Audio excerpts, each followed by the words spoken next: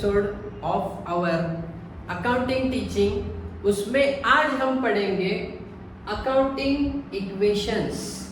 Accounting equations तो accounting equation तो हालांकि जैसे हमने पहले देखा है, transaction is the exchange of goods service to cash. तो यहाँ पर हम जब ट्रांजैक्शन करते हैं तो कुछ तो देंगे, उसके बदले में कुछ तो लेंगे।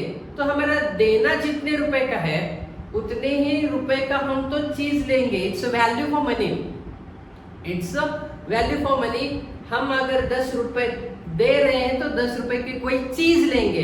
तो यहाँ पर इक्वेलिटी आता है, इक्वेलिटी। तो हम जितना दे रहे हैं उतने का सामान ले रहे हैं। इसका मतलब होता है हमारा एक इक्वेशन प्रिस्क्राइब होगा।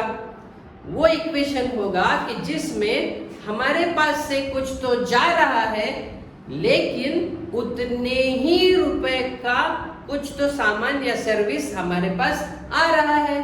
इसका मतलब ये होता है एक इक्वेशन की तरह। यहाँ पर मोर प्रिसाइजली जब बोलेंगे तो अकाउंटिंग के इक्वेशन में आपका assets is equal to liabilities plus capital.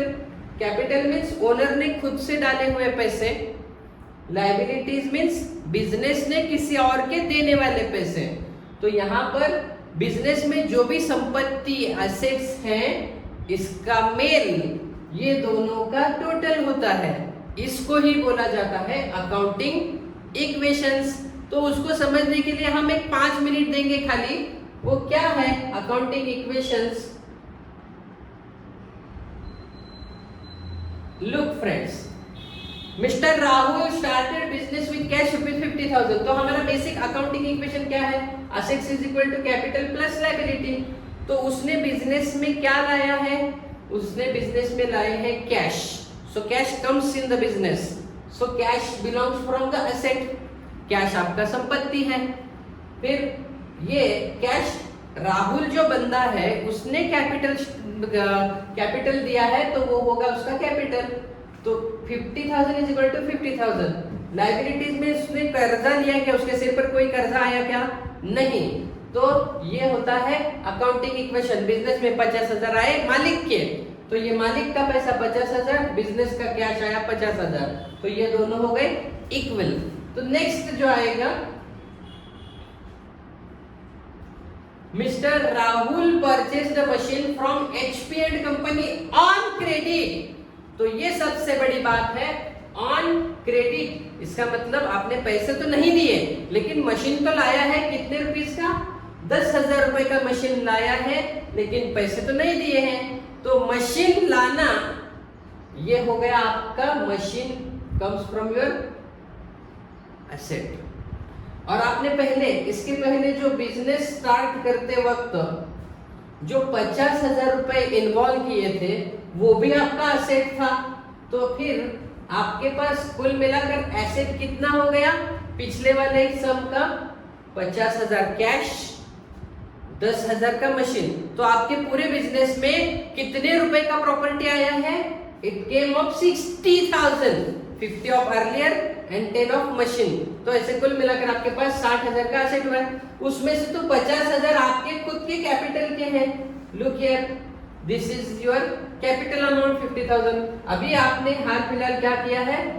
Machine purchase किया है ऑन क्रेडिट, तो उधार में लिए हैं। इसका मतलब आपको उधार के पैसे चुकाने भी तो है। तो ये आपके सिर पर हो गया लोन, कॉल्ड एज लायबिलिटी। तो आपका पूरा ये right hand side of the equation क्या होगा?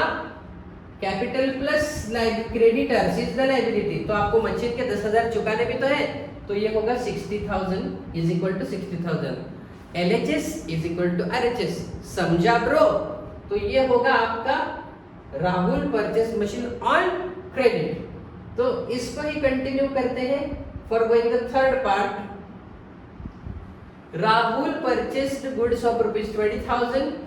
इसका अकाउंटिंग इक्वेशन कैसे होगा? देखो, आपने पहले इसमें कैश लाया था 50,000, दैट्स योर कैश बैलेंस।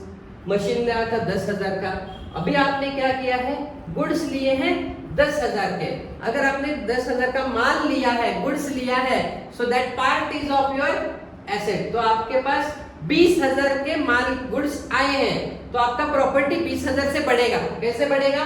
आपके पास कैश था, मशीन था, अभी स्टॉक भी आया है, स्टॉक भी आने से आपका प्रॉपर्टी बढ़ेगा। तो cash plus machine plus stock, ये हमारा पिछले वाले इक्वेशन में कैश में, स्टॉक में, मशीन में बढ़ेगा। फिर यहाँ पर कैपिटल और लायबिलिटी, हमारा खुद का ओन कंट्रीब्यूशन 50,000 था, उधार पर मशीन लाया था उसका 10,000 था। अभी क्या किया आपने? परचेस्ड गुड्स, आपने पैसे देकर गुड्स लिए हैं, तो आपके पास कैश कितना था? Old balance that was 50,000। पहले आपके पास ये वाला कैश 50,000 था, अभी आप क्या कर रहे हैं? आपके कैश में से 20,000 रुपए निकाल रहे हैं और उस 20,000 का स्टॉक लिया है।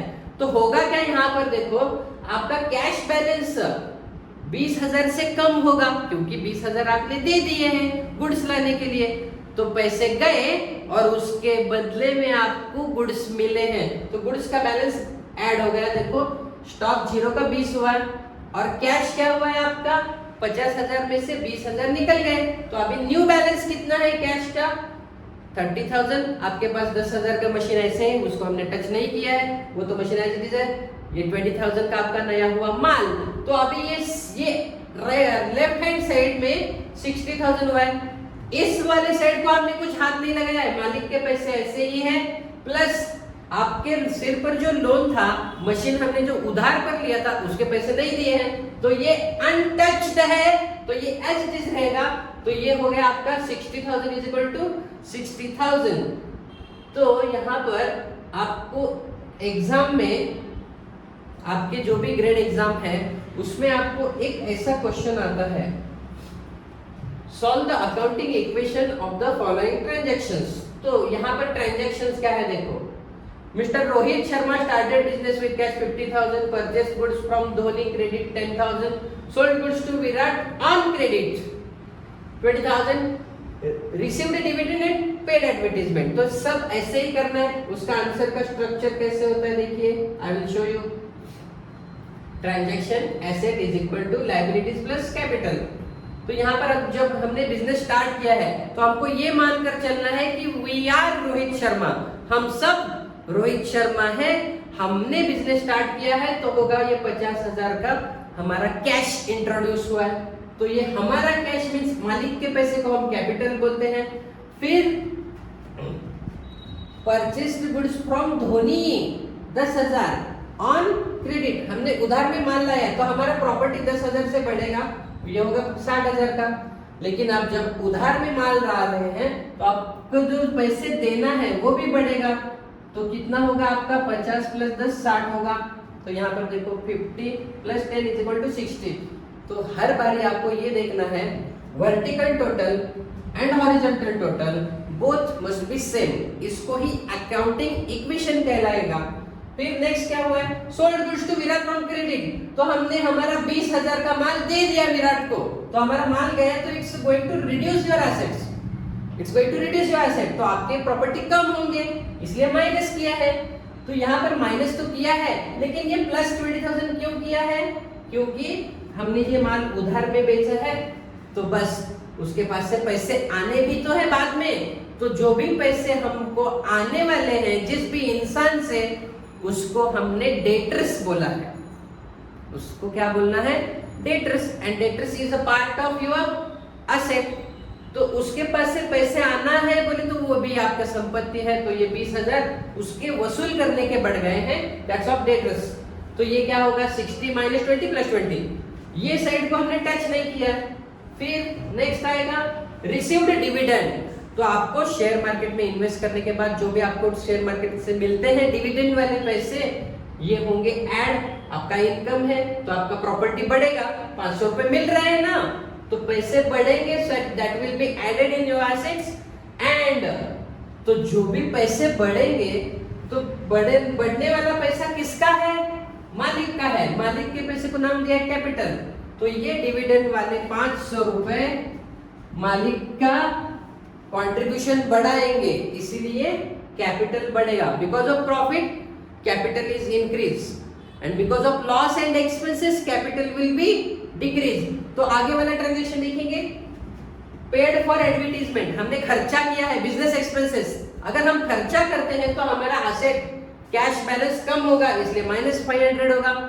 और अगर हम खर्चा कर रहे हैं, हम एज अ ओनर है, तो हमारा contribution of the business will be reduce. तो यहाँ पर एसेट से 500 रुपए कम हो गए हैं, वैसे ही लायबिलिटी से 500 रुपए कम होने के बाद आपका final fruit of the accounting equation 60,000 will केम 50, ये हमारे कैपिटल वाले, ये 10,000 जो हमने उधार के हैं, ये 60 + 60 LHS is equal to RHS। समझा bro? This is all for accounting equation.